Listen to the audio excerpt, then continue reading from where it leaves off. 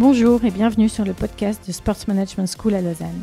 Cet épisode est un peu spécial car il rassemble les réactions d'étudiants et de coachs dans le cadre d'une semaine innovation.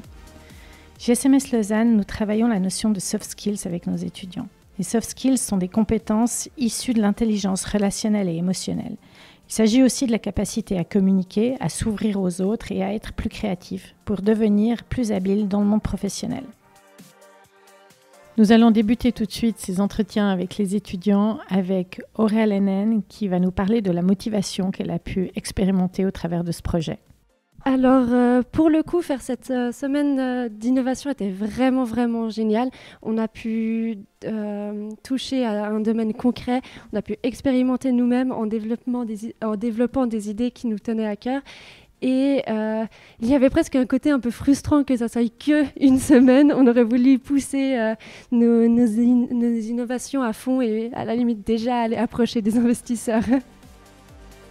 Je passe maintenant la parole à Thomas Demière qui nous explique comment, grâce à ce projet, il a compris sa capacité à mieux se connaître et à aller plus loin.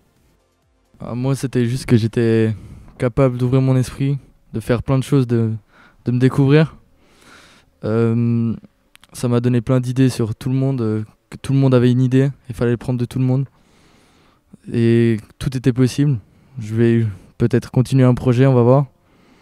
Et j'espère que dans quelques mois, des années, voir ça peut évoluer et de toute façon apprendre. Surtout grâce au réseau d'SMS, on va réussir beaucoup de choses. Passons maintenant à Maximilian Rey, qui a pu faire aboutir son projet avec une équipe à manager. Peut-être pour préciser, juste avant qu'on l'entende, qu'en fait, cette semaine était conduite en deux phases. Une première phase où les étudiants devaient chacun, de manière individuelle, proposer des idées qu'ils ont pitchées à leurs camarades de classe pour que finalement, il en reste 6 qui seraient conduits à bout. Donc, dans ce cadre-là, Maximilian a vu son idée être retenue.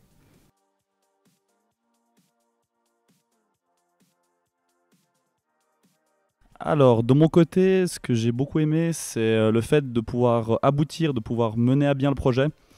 Donc, j'avais une idée à la base qui a été retenue, et puis donc il y a des gens qui se sont greffés à moi. Et j'ai beaucoup aimé le fait de devoir un petit peu leader l'équipe, et puis amener et transmettre ce que je pensais à mon équipe. Et je pense que ça a plutôt bien marché, on a fait une très bonne équipe.